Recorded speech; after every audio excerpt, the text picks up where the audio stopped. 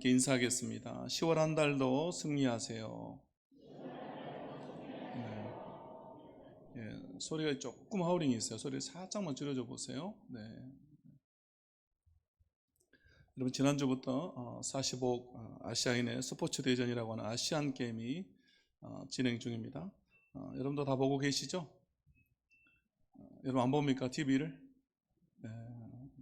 저도 뭐 집에 TV는 없어도요. 그래도 계속해서 또 금메달 따고 이런 거 보고 있습니다. 그래서 수영에서 금메달 따는 거, 아유, 너무, 야, 나도 진작에 수영 좀 배워놓을 걸, 막 그런 생각이 좀 들기도 했습니다.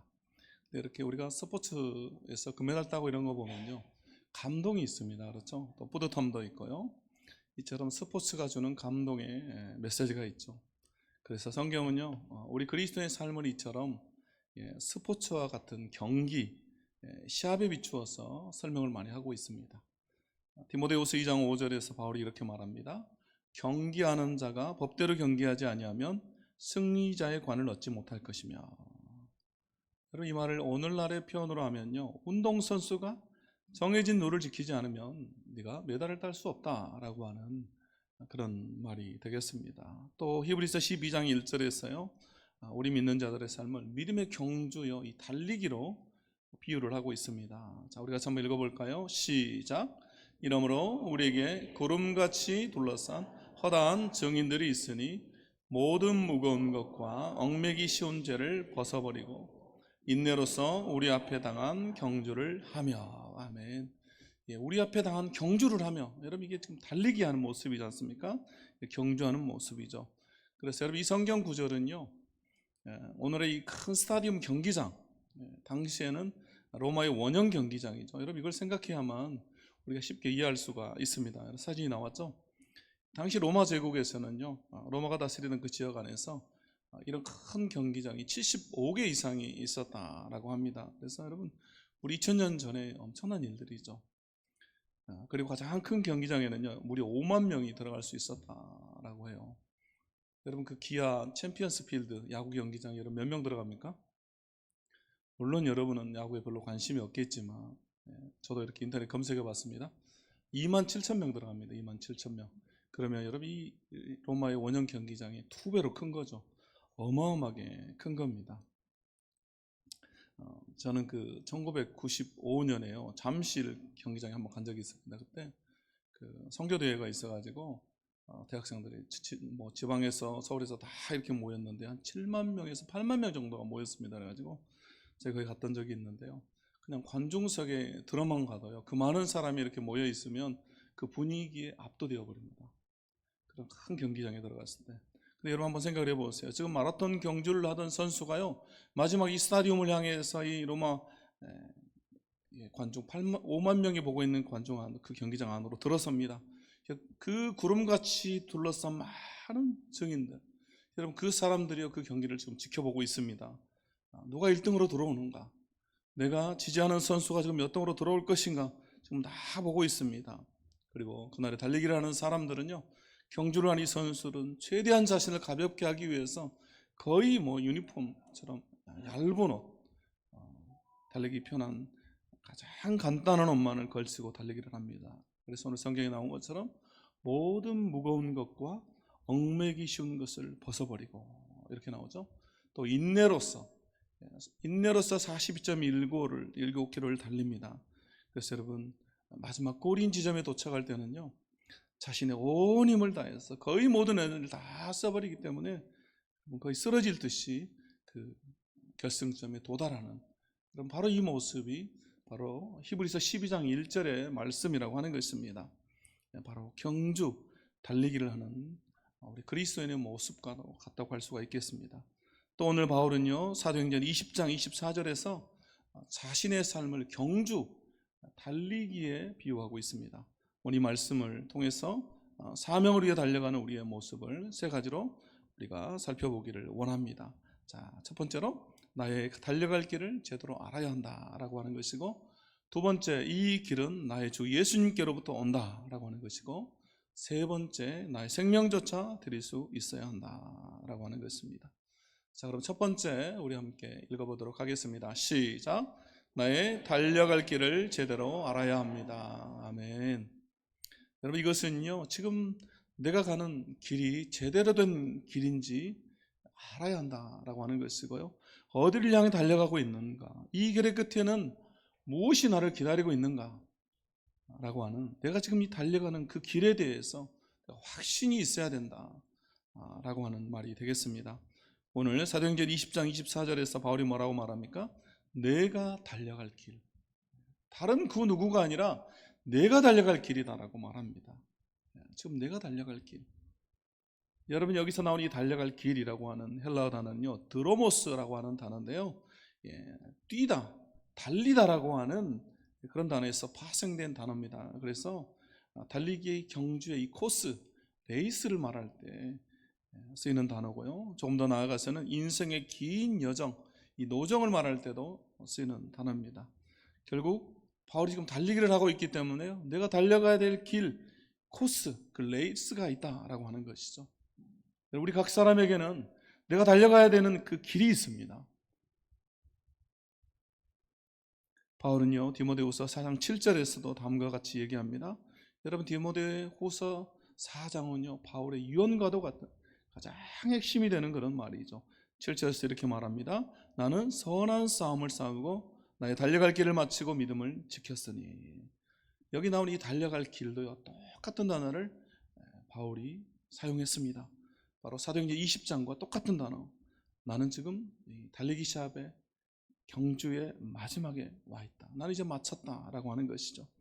그래서 여러분 이 사도행전 20장과 같이 연결시켜서 우리가 한번 생각해 보면요, 바울은 지금 한창 달리기를 하고 있습니다. 사도행전 20장에서는요. 근데 지금 고비를 맞았습니다. 왜냐하면요, 예루살렘에서 당할 핍박과 환란이 있기 때문이죠.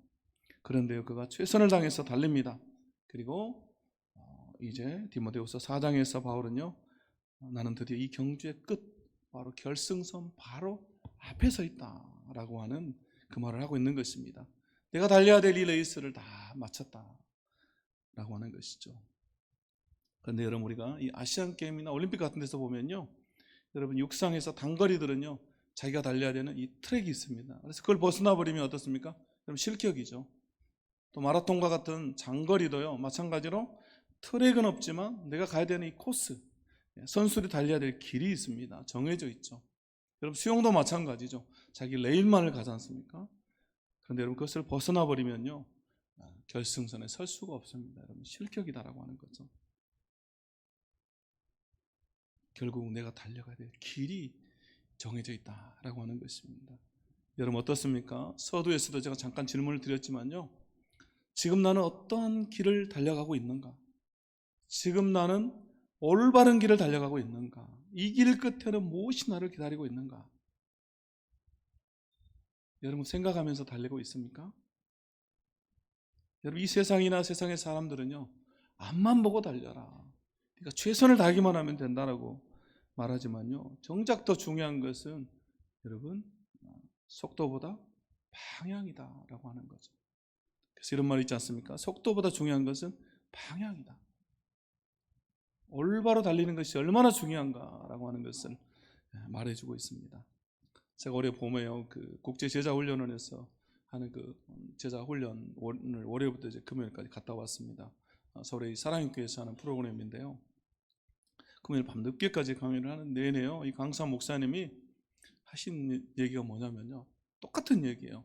저는 이렇게 일주일 동안 제가 돈 내고 갔기 때문에 뭔가 막 부흥의 비결 같은 거, 막 쪽집게로 제자와 사역에 대한 막 필살기 이런 걸 알려줄 줄 알았거든요. 근데 처음부터 끝까지 계속 똑같은 얘기만 해요. 뭐냐면 교회가 뭔지, 또 목회가 뭔지. 그 목사님도 수백 명 앉혀놓고 똑같은 얘기만 계속 하세요. 원론적인 이야기, 목회 방향과 철학에 대해서.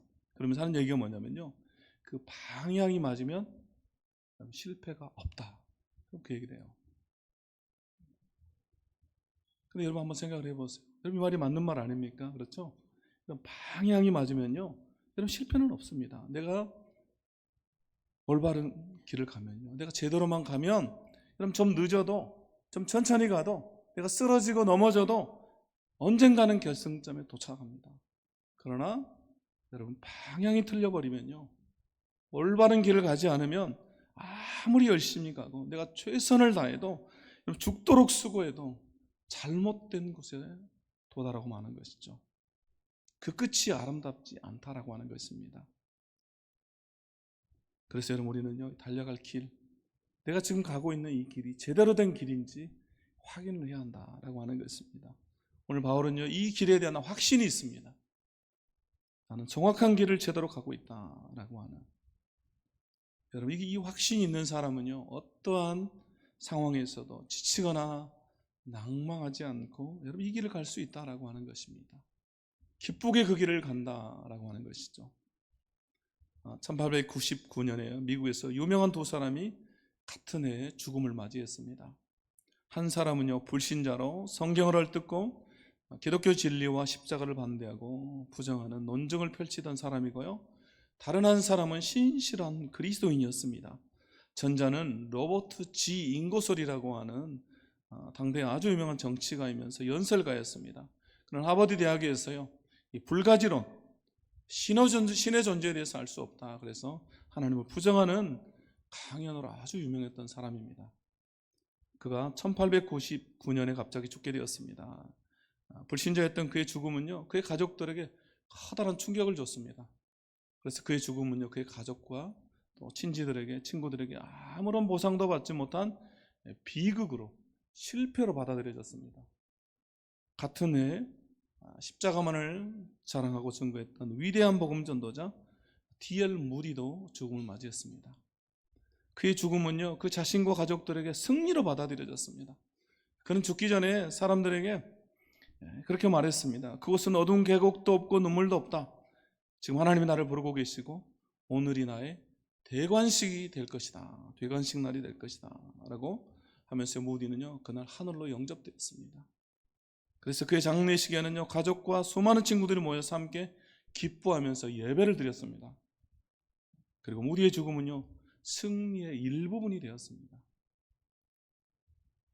여러분, 이 두 사람, 인고설이라고 하는 사람과 무디, 여러분, 이분의 차이가 뭡니까? 차이가 어디에 있습니까? 한 사람은요, 자신이 가는 길과 방향, 여러분, 그 끝을 알지 못했다라고 하는 것이고, 한 사람은 정확하게 알고 있었다라고 하는 것입니다. 한 사람은 모르기 때문에 하나님은 없다라고 했고요, 한 사람은 정확히 알기 때문에 그 믿음대로, 그 확신대로 기쁨으로 그날을 맞이했습니다. 그날이 나의 대관식 날이다, 내가 승리하는 날이다 라고 그렇게 기쁘게 그 길을 달려가는 것입니다. 결국 우리도요, 달려가는 길, 내가 가는 길에 대한 확신이 있어야 됩니다. 그래서 우리가 선임 목사님 때부터 10수년 동안 여러분 계속해서 우리가 설교 끝나고 마지막에 불렀던 찬양이 여러분 뭔지 아세요? 다 기억이 나시죠? 주님 다시 오실 때까지. 뭐 1년도 안 부른 지 우리가 1년도 안 된 다 잊어버린 건 아니시죠? 주님 다시 오실 때까지 나는 이 길을 가리라, 좁은 문 좁은 길 나의 십자가 지고. 그리고 이렇게 나오죠? 나의 가는 이 길 끝에서 나는 주님을 보리라.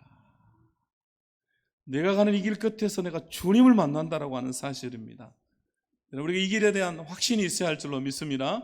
내가 주님을 만난다, 내가 올바른 길을 가고 있다라고 하는, 여러분, 이 확신이 우리에게는 있어야 됩니다. 두 번째, 우리 같이 함께 읽겠습니다. 두 번째, 시작. 이 길은 나의 주 예수님으로부터 옵니다. 아멘. 그렇습니다. 앞에서 우리가 속도보다 중요한 것이 방향이다 라고 말했습니다. 제대로 된 방향과 이런 목적이 중요하다라는 말입니다. 그럼 내가 달려갈 길은 어디에서 오는가? 제대로 된 방향은 어디에서 오는가? 바울은요, 예수님에게서 온다. 우리 삶의 주인이시고 설계자이신 예수님이 주신다라고 말하고 있습니다. 오늘 사도행전 20장 24절 말씀 우리 같이 함께 읽어보겠습니다. 20장 24절 말씀입니다. 시작. 내가 달려갈 길과 주 예수께 받은 사명 곧 하나님의 은혜의 복음을 증언하는 일을 마치려 하면은 나의 생명조차 조금도 귀한 것으로 여기지 아니하노라. 아멘. 바울이 먼저 자신이 달려갈 길, 그 길에 대해서 얘기했습니다. 그리고 자신의 사명에 대해서 얘기합니다. 여러분, 이 길과 사명을 연결시켰습니다. 결국 여러분, 내가 달려갈 길이 곧 사명이다라고 하는 것이죠. 그리고 나서 이것은 내가 예수님께 받았다. 내 주 예수님께 받았다. 그분이 나에게 주었다라고 말합니다. 결국 여러분 우리가 달려갈 길, 곧 우리의 사명은요, 여러분 예수님으로부터 오는 것입니다. 나로부터 오는 것이 아니라, 나로부터 시작하는 것이 아니라 우리 예수님이 나에게 주신다라고 하는 것이죠. 결국 창세전부터 계획하시고 만드신 그분이 저 여러분 한 사람 한 사람에게 이 길과 방향을 설계하고서 우리에게 알려주신다라고 하는 것입니다. 그래서 여러분 우리가 전도할 때 자주 사용하는 그 사형리 책자를 보면요, 이 사형리라고 하는 것은 영적인 네 가지 원리라고 하는 말이에요. 네 가지 원리. 그래서 그 원리 중에서 첫 번째 원리가 뭐라고 나옵니까? 여러분도 다 들어봤을 말인데요. 이렇게 나옵니다. 하나님은 당신을 사랑하시며 당신을 위한 놀라운 계획을 가지고 있습니다. 여러분 이 말이죠. 수도 없이 이거 가지고 제가 전도했습니다. 근데요, 전할 때 먼저 감동이 되는 건 제 자신이 감동이 돼요. 왜냐하면 하나님이 나를 사랑하신다. 또 나를 위한 계획을 가지고 있다. 그 말에 우선 내가 감동이 되고요. 또 전할 때 듣는 사람도 감동이 됩니다. 왜냐하면 하나님이 너를 사랑하신다라는 말과 또 너를 위한 놀라운 계획을 가지고 있다. 하나님의 계획, 나를 위한 우리 주님이 예비해 놓으신 그 길, 바로 오늘 바울이 말하고 있는 달려갈 길입니다. 근데 오늘 사도행전 20장 24절에 했어요. 바울은 이 길과 사명에 대해서 더 구체적으로 뭐라고 말합니까? 곧 하나님의 은혜의 복음을 증언하는 일이다, 이렇게 말합니다. 하나님의 은혜의 복음을 증언하는 일이다. 여러분 결론적으로 말하면요, 우리가 가야 할 길, 예수님으로부터 받은 사명은 바로 하나님의 은혜의 복음, 이 복음을 전하는 일이다 라고 하는 것입니다. 우리가 하나님의 은혜로 값없이 받은 이 복음을 증언하는 일이다 라고 하는 것이죠. 우리가 다 값없이 받았지 않습니까? 그렇죠? 여러분이 뭐 뛰어난 게 있어서, 저와 여러분이 대단한 존재여서, 여러분 무슨 공로가 있어서 주님 우리를 구원해 주신 게 아닙니다. 가끔 저도 이렇게 설교 시간에 저희 그 부족한 부분을 얘기하잖아요. 그렇지만요, 뭐 예수 믿기 전에 저희 과거를 가끔은 누가 알까 봐서 막 겁날 때가 있습니다. 왜냐하면 제가 하도 이렇게 안 좋은 시절을 막 보내가지고요, 성격도 안 좋고 막 맨날 싸움도 많이 하고 시비도 많이 걸고, 저희 등치를 보세요. 제가 누구한테 맞고 다니는 사람입니까? 그래가지고 막 시비를 많이 걸었습니다. 명절 때만 가면 이렇게 만나는 제 고향 선배 중에 아주 친한 선배가 있는데요, 제가 목사되었다는 거 알고 뭐라고 그랬냐면요, 저놈은 교회나 다녀야 변화될 놈이다. 예수님 정도나 돼야 너는 변화시킨다. 그래서 저보고, 그래서 목사가 됐대요. 저보고. 그래서 정확하게 나에 대해서 알고 있구나 이분이. 제가 그 생각이 들었습니다. 정확하게 알고 있구나. 여러분 그것이 은혜 아니겠습니까? 그렇죠? 근데 여러분 저만 그러겠습니까? 여러분 다 마찬가지 아닙니까? 우리가 예수 믿기 전에 우리의 모습이 다 그런 모습이죠. 그래서 여러분 은혜로 우리가 값없이 되었습니다. 근데 여러분 우리의 관심이 주로 어디에 있습니까? 이 세상에 있어요. 그래서 우리는 얼마나 오래 사는가, 또 어떤 직업을 가졌는가, 얼마나 모았는가, 얼마나 높이 올라가는가, 이런 것들에 관심이 많습니다. 그러나 본질적으로 더 중요한 것은 바로 이 은혜의 복음을 얼마나 증거했는가, 여러분 바로 이것이다. 그래서 여러분 우리가 이 인생의 끝에 도달했을 때, 나의 달려갈 길을 다 마치고 우리가 주님 앞에 섰을 때, 여러분 주님이 우리에게서 확인하는 이 체크리스트가 있다라고 하면요, 여러분 뭘 확인하겠습니까? 내가 너에게 준 이 사명을 얼마나 네가 감당했는가, 여러분 그것을 확인하겠죠. 네가 얼마나 올라갔는가, 네가 얼마나 모았는가, 여러분 그걸 보시겠어요? 그러지 않죠. 네가 사명을 얼마나 감당했냐, 여러분 그걸 우리에게 보시겠죠. 그래서 여러분 바울은요, 데살로니가전서 2장 19절에서 이렇게 말합니다. 우리 함께 읽겠습니다. 시작. 우리가 소망이나 기쁨이나 사랑의 면류관이 무엇이냐? 그가 강림하실 때 우리 주 예수 앞에 너희가 아니냐. 아멘. 내가 전도하여 세운 너희들, 이 데살로니가 성도들아, 우리 주님이 재림하실 때, 그분이 다시 오실 때 너희가 바로 나의 면류관이다, 너희가 나의 기쁨이고 소망이다 라고 하는, 바울이 복음을 전해서 세운 그들, 바울의 복음을 들은 그들이요, 내가 주님 앞에 섰을 때 나의 멸관이다 라고 바울이 고백합니다. 여러분, 우리도 똑같습니다. 내가 전한 복음, 나에게 복음을 들은 그 사람들이 결국 내가 주님 앞에 섰을 때 나의 면류관이 되는 것이죠. 여러분, 그래서 늘 말씀드리지만요, 결국 우리를 은혜로 구원하심도, 우리에게 생명을 주심도, 아직까지도 내 생명을 연장시켜 주심도, 세상에서 나에게 많은 것을 알아가심도 다 무엇 때문이다? 바로 이 사명을 감당하도록, 복음을 증언하는 이 사명을 감당하도록 하기 위해서다라고 하는 것입니다. 결국 여러분, 사명, 하나님의 은혜의 복음을 전하는 일은요, 모든 것을 여러분 능가하는 것입니다. 우리 삶에서 가장 최상위에, 가장 높은 곳에 있다, 그런 말이 되겠습니다. 여러분, 교회 본질도 마찬가지입니다. 여러분, 교회가 해야 되는 가장 중요한 사명은 바로 여러분 전도입니다. 복음을 증언하는 일이죠. 그래서 여러분, 좀 극단적으로 말하면요, 우리가 이렇게 모여서 예배하는 것도 결국 복음의 증인이 되기 위해서입니다. 그래서 우리가 한 주간 살아갈 힘을 여러분 이 예배를 통해서 얻는 거 아니겠습니까? 말씀 가운데 또 기도 가운데 우리가 힘을 얻어서 복음을 가지고 세상을 향해 나아가는 것이죠. 여러분, 그래서 우리 교회도 마찬가지입니다. 우리 교회도 전도하는 교회가 되어야 되겠습니다. 그래서 여러분, 지금 사람들이 전도가 안 된다고 그러잖아요. 하면 안 된다, 못한다, 계속 그런 말을 합니다. 그래서 또 제가 그런 얘기 했지 않습니까? 저는 고집이 있다고. 그래가지고 남들이 안 된다 그러면요, 막 이 등치가 있잖아요. 그래가지고 막 밀어붙인 성격이 있어요. 그래가지고 남들이 안 된다, 못한다 그러면 저는 막 더 하고 싶어요.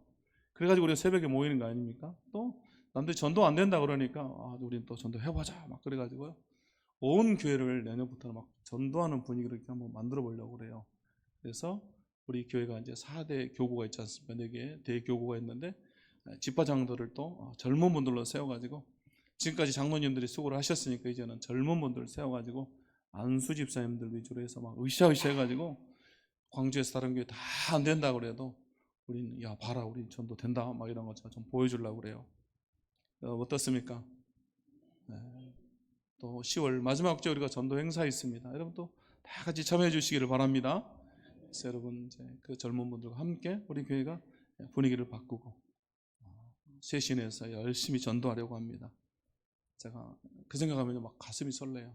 그 젊은 집사님들과 함께 할 일을 막 또 잠 안 재우고 저보고 막 계속 그분들이 막 푸시할 것 같아. 걱정도 돼요. 잠도 안 재우고 막 제가 안 재우는 게 그분들이 저를 안 재울까 봐서 막 너무 열정들이 있는 분이어가지고, 제가 저는 오후 예배 때 여러분 말씀을 드렸지만요, 여러분 사명이 곧 힘이고 능력입니다. 여러분, 사명이 우리의 길이고 비전입니다. 여러분, 오늘 바울이 그 이야기를 하고 있는 것입니다. 여러분, 오늘 사도행전 20장 22절 23절에 보면요, 바울이 뭐라고 말합니까? 보라, 이제 나는 성령에 매여 예루살렘으로 가는데 거기서 무슨 일을 당할는지 알지 못한다, 이렇게 말합니다. 그러면서 결박과 환난이 나를 기다린다. 여러분, 성령님이 그것을 바울에게 말해 주셨고요, 또 수많은 사람들이 예언을 통해서 바울에게 말해 줍니다. 그렇기 때문에요, 바울은 다 알고 있습니다. 엄청난 핍박과 환난이 자신을 기다리고 있다라고 하는. 여러분, 바울이 예루살렘에서 압살을 당할 뻔해요. 그렇게까지 고난을 당합니다. 그런데 여러분, 어떻게 그 길을 갈 수가 있습니까?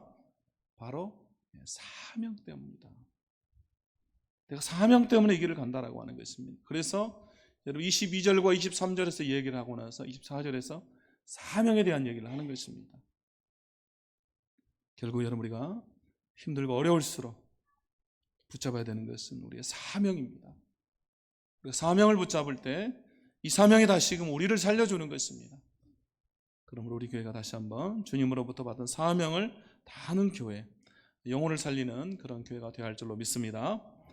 세 번째, 우리 함께 읽겠습니다. 시작. 나의 생명조차 드릴 수 있어야 합니다. 아멘. 오늘 사도행전 20장 24절 말씀 우리 같이 또 한번 읽어보도록 하겠습니다. 사도행전 20장 시작. 내가 달려갈 길과 주 예수께 받은 사명 곧 하나님의 은혜의 복음을 증언하는 일을 마치려 하면은 나의 생명조차 조금 더 귀한 것으로 여기지 아니하노라. 내 생명도 조금도 귀한 것이 아니다. 내 생명도 아깝지 않다라고 하는, 내 생명을 걸었다. 이 사명을 위해서, 복음을 증거하는 이 일을 위해서는 나는 이를 위해 죽을 수도 있다라고 하는 바울의 믿음의 고백입니다. 결국 여러분 사명이라고 하는 것은 뭡니까? 여러분 사명이 뭡니까? 나의 하나뿐인 생명조차도 여러분 드릴 수 있는 일입니다. 내 생명도 바칠 수 있는 일이 여러분 사명입니다. 여러분 어떤 사명을, 그것이 나의 사명이라고 했을 때요, 내가 그 일을 위해서 내 생명을 바치지 못하면 여러분 그것은 사명이 아니겠습니다.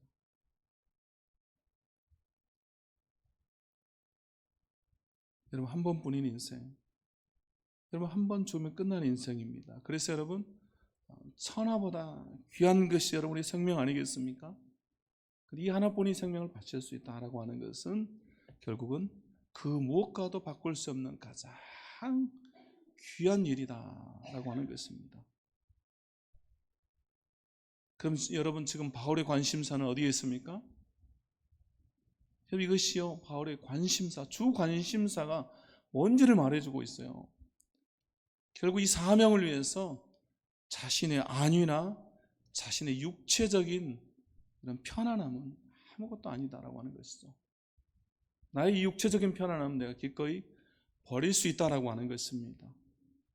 여러분 이 시대는 어떻습니까? 모두가 다 편안함을 원해요. 이 시대가 점점 더 편안함을 추구하는 시대로 가고 있습니다. 특히 여러분 육체적인 편안함. 그래서 여러분 우리가 예전에는 어떻습니까? 일주일에 한 번 쉬었잖아요. 근데 지금은 일주일에 몇 번 쉽니까? 2번 쉬잖아요. 그리고 또 금방 있으면 제가 보니까 일주일에 3번 쉴 것 같아요. 그죠? 거의 주 4일째를 향해서 가고 있잖아요. 벌써 뭐 실행하는 회사들도 있고요. 일주일에 4일이라고 3일 쉬어요. 또 여러분 명절도 예전에는 3일 쉬었지 않습니까? 근데 지금 며칠까지 쉽니까? 이번에 6일까지 쉬잖아요. 여러분 이렇게 길게 쉬어요. 쉬는 건 제가 보니까 너무 좋은데 걱정 중에 하나가 뭐냐면 또 원상복귀 해가지고 일할 게 걱정이에요. 어떻게 회사 다니지? 저도 이렇게 3주 동안요 새벽 말씀 전하고 또 주일 하면서 엄청 긴장하고 살았는데 이번 이제 지난 수요일에 딱 끝났지 않습니까? 새벽. 그리고 잠깐 이제 목요일날 업장에서 쉬잖아요. 그러다 보니까 굉장히 확 풀려가지고 수요일부터 주일 설교를 준비해야 되는데 이거 못 하겠는 거예요. 너무 긴장이 풀려가지고 그래가지고 막 그 뇌에서 온몸에 명령을 내려가지고 무조건 쉬어라 막 이렇게 되는 거예요. 그리고 제가 설교를요, 주일 설교를 간신히 준비해가지고 왔다는 거 아닙니까 지금. 그래서 여러분 혹시나 이렇게 은혜가 안 되더라도 이해해 주시기 바랍니다. 아이고 명절에 목사님도 고생이 많다 막 이렇게.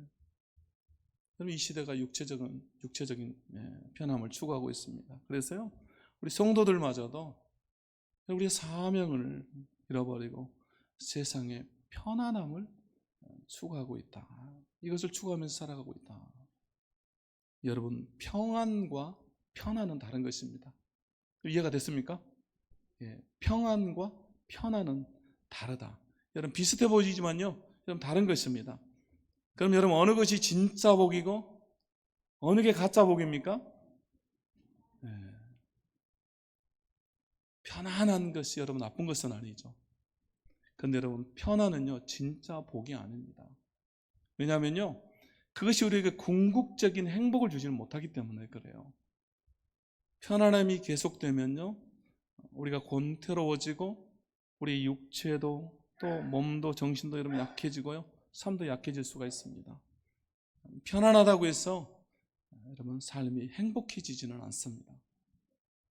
결국 진짜 복은요 평안으로부터 오는 것입니다. 여러분 이러한 시대의 바울은요 오늘 우리에게 경각심을 주면서 이 이야기를 하고 있습니다. 우리에게 편안한 삶보다 평안한 삶, 사명을 따라가는 삶을 우리에게 말하고 있다고 하는 것이죠. 그래서 여러분 우리가 사명을 따라서 할 때 여러분 환난과 고통 가운데서도 우리는 평안할 수가 있는 것입니다. 올바른 길을 가고 있기 때문에 그 길의 끝에서 우리가 주님을 보기 때문에 여러분 우리가 사명을 따라서 살면요 여러분 평안이 있습니다. 그래서 여러분 사명을 따라 삶이요 가장 귀한 삶이고 이런 복된 삶입니다. 지금 바울은요, 이 사명을 따라서 가기 때문에 지금 어떻습니까? 환난과 핍박이 나를 기다리고 있다라는 사실을 알지만요, 평안하게 여러분 그 길을 가는 것입니다. 가기 싫어서 억지로 끌려가는 게 아니에요. 여러분, 우리가 보면요, 교회에서도 그래요. 우리 교회에서도 이렇게 선교 많이 가는 분들이 있는데요, 여러분 이 선교, 단기 선교 같은 데 가면요, 여러분 힘들죠. 내가 돈도 써야 되죠. 또 환경도 다르죠. 음식도 다르고 언어도 다르고 문화도 다르고 또 잠자리도 바뀌고요. 가서 또 봉사하느라 엄청 고생해요. 또 동남아 같은 곳은 여러분 엄청 덥지 않습니까? 그 더위와 싸우면서 여러분 육체적인 편안함은 없습니다. 근데 그 안에 뭐가 있습니까? 평안이 있죠. 평안이. 왜냐하면 사명을 감당하고 있기 때문에 여러분 그 안에 평안이 있는 것입니다. 그래서 그 평안함이요, 육체적인 편안함을 이기는 겁니다. 여러분 전도도 마찬가지죠. 여러분 전도하러 가려면요, 얼마나 불편합니까? 막 온몸에서 반대를 하잖아요. 야, 하지 마. 전도 나중에 해도 돼. 막 이렇게 얘기하잖아요. 근데 내가 전도를 하러 나가고 전도를 하면요, 내 안에 평안이 몰려와요. 전도를 해보신 분들은 다 알잖아요. 그럼 전도하면 여러분 세상이 주지 못하는 그런 평안이 내 안에 있습니다. 그래서 사명을 감당하기 때문에 제가 이렇게 이번 명절에도 보니까요, 남들은 다 쉬는데 명절도 쉬지 않고 저녁마다 나와서 기도하는 분이 있습니다. 그래서 이렇게 밖에 나갔다가 들어오는데 우리 애들이 보고 그래요. 불 켜진 거 보고 오늘도 기도하는 분이 있네요. 이렇게 말해요. 여러분 놀고 싶고 쉬고 싶고 또 가족과 함께 하고 싶지만 그 저녁 시간에 시간을 정해서 여러분 기도한다라고 하는. 여러분 기도가 사명이기 때문에 그런 것이죠. 나의 편안함을 내려놓고요, 평안함을 추구한 것입니다. 또 이렇게 명절인데 여러분 지금 보시면 이렇게 꽃이 있잖아요. 근데 어제도 보니까 오후에 어떤 분들이 나와가지고 막 그 꽃꽂이도 하고, 또 저는 꽃꽂이만 하고 가는 줄 알았거든요. 근데 교회 화단들 다 정리해가지고 꽃 심고 그래서 또 적당히 하고 가나 보다 그랬는데 안 가고 막 제가 늦게까지 하고 있어요. 그래서 전 명절이라 제가 좀 불편해요. 막 빨리 갔으면 좋겠는데 근데 막 계속 했어요. 근데 짜증나서 하는 게 아니라 너무 기뻐가지고 막 편안한 얼굴 해요. 내 시간을 드리고 몸을 드리고 봉사하고 섬기는데 여러분 어떻게 명절에 여러분 나와서 일하는 거 불편하잖아요. 교회 봉사하는 거. 근데 어떻게 그 안에 평안함이 있습니까? 여러분 사명을 감당하고 있기 때문에, 내가 해야 되는 일이기 때문에 여러분 평안함이 나에게 있는 것입니다. 결국 여러분 교회에서 봉사하고 수고하는 거, 전도하는 거, 선교하는 거 여러분 다 마찬가지입니다. 안 하면 육체적으로는 편합니다. 그러나 사명이라고 생각하며 그것을 감당하면요, 내 안에 평안함이 있다. 그래서 여러분 힘을 얻는 것입니다. 나의 것을 주님께 드릴 때, 내 시간을 드리고 내 몸을 드려서 나의 전부를 드려서 나의 사명을 감당할 때 주님이 나에게 평안을 주신다. 오늘 바울은요, 그렇기 때문에 자신의 생명조차 기꺼이 주님께 드릴 수 있는 것입니다. 사명의 길을 가고 있기 때문에. 그러므로 여러분 나의 생명조차도 우리가 주님께 드림으로 가짜 복인 여러분 편안함이 아니라 진짜 복인 평안함을 여러분 이 명절에 우리가 누릴 수 있기를 원합니다. 그래서 여러분 이 명절에 우리가 편안함보다는 평안함, 우리 주님으로부터는 이 평안함을 누리는 복된 성도들이 다 될 수 있기를 예수 그리스도 이름으로 축원합니다. 이제 말씀 마치겠습니다. 세 가지로 말씀을 드렸습니다. 첫 번째, 나의 달려갈 길을 제대로 알아야 된다라고 하는 것이고, 두 번째, 이 길은 나의 주 예수님께로부터 온다라고 하는 것이고, 세 번째, 나의 생명조차 드릴 수 있어야만 한다라고 하는 것입니다. 우리 말씀 생각하면서 우리 함께 찬양, 주님 다시 오실 때까지 우리 함께 찬양하고 결단하며 기도하겠습니다.